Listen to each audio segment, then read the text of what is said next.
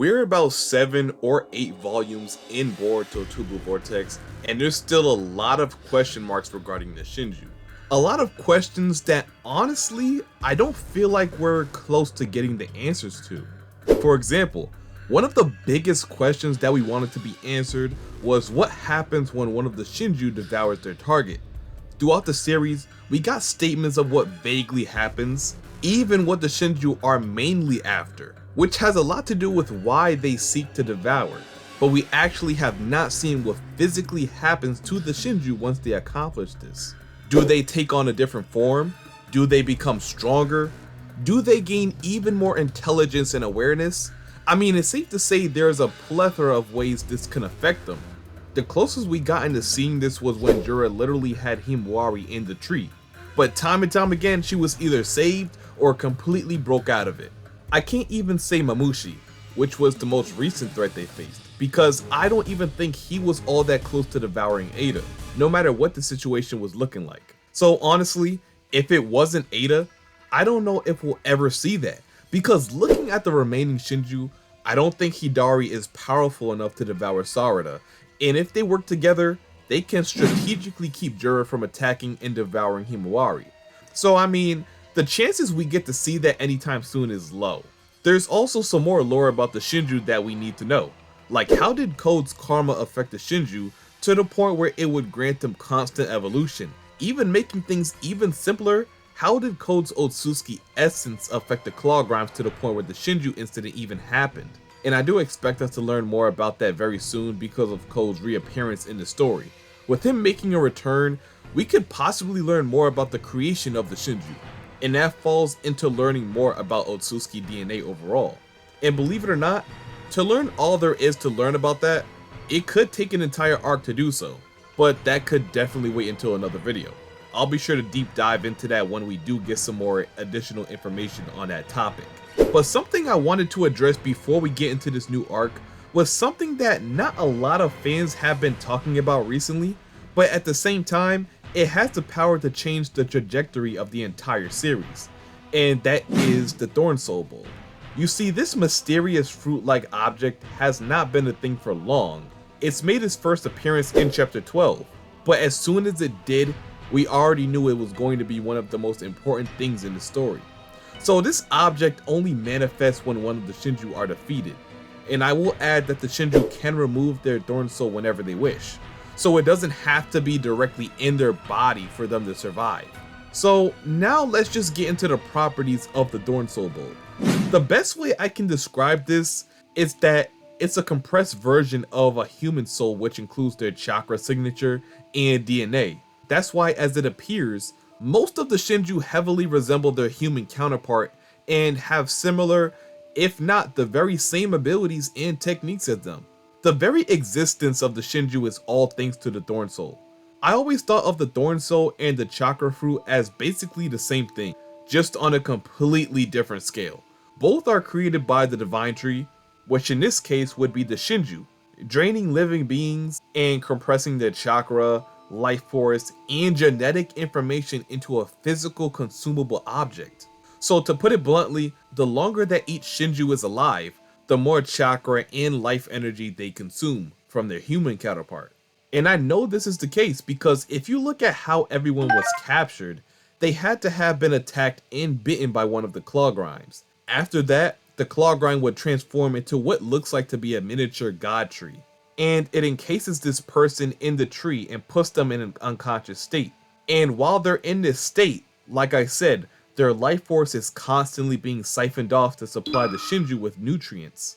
And I'm just gonna guess that the human counterpart isn't their only source of nutrients. Otherwise, they probably wouldn't survive that long. I mean, Sasuke was in this state for a few years now, and he's still alive supposedly. If the tree was the only source of nutrients for Hidari, then I don't think Sasuke would survive for all that long. But then again, Hidari wasn't born until recently, so maybe it wasn't until Hidari was born when the tree started to take Sasuke's chakra. As you guys can see, this part about the Thorn Soul is still unclear to us, at least to me. But we do know that the tree does absorb life energy. That much is clear because of the existence of the Thorn Soul. It's also possible that more of their life energy was taken to create their Shinju counterpart. So maybe once Jura revived Hidari, that action hurt Sasuke a little bit more. So let's look at it like this now. The chakra fruit is formed when an entire planet's life is harvested, but a Thorn Soul bulb is formed when one person's life energy is harvested. When Code created the Claw Grimes, it was like he broke the Ten Tails up in bits and pieces, making it smaller and more mobile. So now it's just beasts running around and seeking to devour chakra of any form. So now they can just go out there and seek their nourishment instead of being cultivated by an otsutsuki.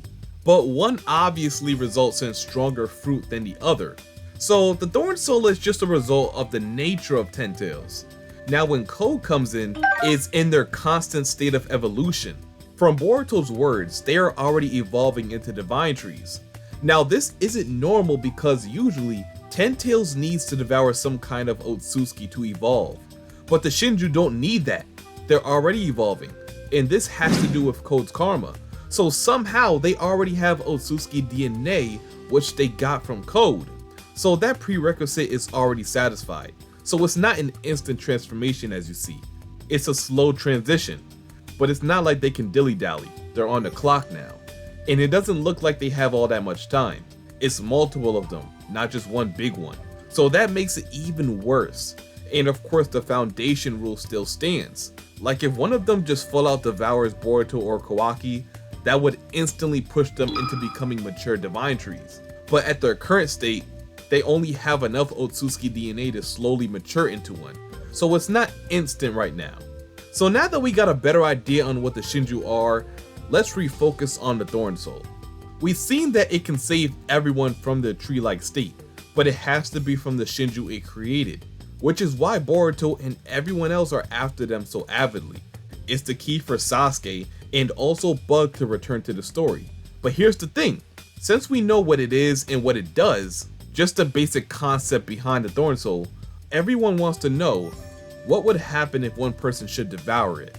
If it contains genetic information of another person and was inhabited inside of a Shinju, what happens if you eat it or consume it of any kind? I think it's way more simple than it seems.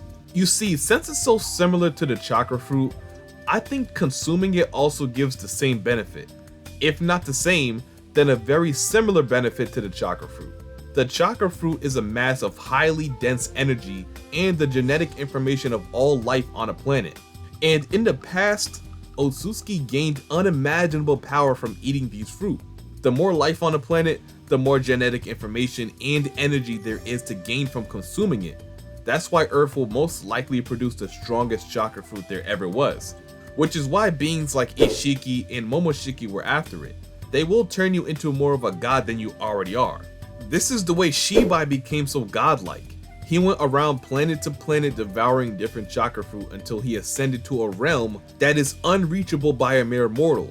So if we take that into account, we can look at a Thorn Soul as a much weaker version of the chakra fruit. It carries genetic information and energy, but only of a single person. So you would still get stronger, but it's not strong enough to turn you into a full-blown otsutsuki or a being on the same level as an otsutsuki. I also believe since it does contain genetic information, it can allow you to gain some of the traits of who that chakra originates from.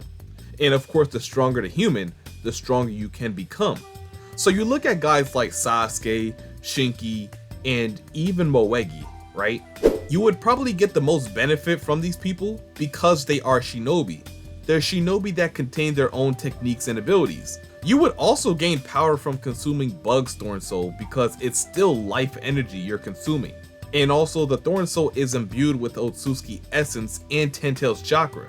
The abilities is just a plus to the power you're going to be receiving. So even if it's Bug's Thorn Soul, there still is value in pursuing it. Look at what Sasuke's Thorn Soul was able to do to Hidari. It gave him power that surpasses Code without his limiters. And it also allowed him to use techniques like Fire Style and Chidori. Hidari didn't even know anything about Chidori, even that it was called Chidori, but thanks to the Thorn Soul, he was able to perform it instinctively. That's its true power. So now we gotta talk about what would happen if Code were to devour Bug's Thorn Soul. And I'm only using Bug because his Thorn Soul is in Boruto's possession and he's headed to him right now. So if he was to gain possession of one, it's gonna be Bug's, more than likely. So if he was to get the Thorn Soul, I'd probably just say he'd get a buff in his overall strength. I mean, I don't think he would gain Mamushi's individual ability to divide himself. I believe it only caters to the human counterpart. And since Bug doesn't have any distinctive abilities, he just gained the overall power buff that it would give him. None of the Thorn Souls would make him unbeatable, except Jura, if he even has one. You see, Jura possesses genetic information and chakra straight from Ten Tails, the creation of all the tailed beasts combined. So based off that, it offers the most potential to whoever consumes it. Jura is not an ordinary creature. His Thorn Soul would contain something far more dangerous than a regular human essence. It would likely be too powerful for a regular being to consume. It's similar to how Ten Tails almost completely consumed Obito when he became its Jinchuriki. The only way you would be able to harness his power is if you had some kind of otsutsuki DNA. And so far the only people that fit that description that would even think about doing something like that is Code or Kawaki. And I could see a reason for both of them to seek even more power than they already have. I have a feeling devouring Jura's Thorn Soul isn't much of a power increase, but more like a species change. There's no way you would remain human with such power at your disposal. Not only would you be able to regenerate, your body would become Shinju-like, remaking your entire genetic makeup. So it's something that I feel can cause your downfall if you underestimate its power. So because of this, I can see Code doing it. I can see him abusing his power and then it completely consuming him to the point where he's not even himself anymore. So the moral of the story is, you can probably get away with consuming a Thorn Soul or two, but whatever you do, don't touch Jura's Thorn Soul. It's too dangerous since he's considered the incarnation of Ten Tails, or the root of the Shinju. That's the true nature of this power. But yeah, let me know your thoughts on this down below in the comment section. What do you think would happen if one should consume this bulb-like thingy? Is this gonna cause the downfall of Code, or even Kawaki? Be sure to drop all that information down below, and without further ado, if you enjoyed the video, and don't mind seeing more like this in the near future, go ahead and like the video, comment, subscribe, and turn on the post notifications so you don't miss another video like this, or when I go live for chapter spoilers. And until my next one, I'll see you boys and girls later, and I'm out. Peace.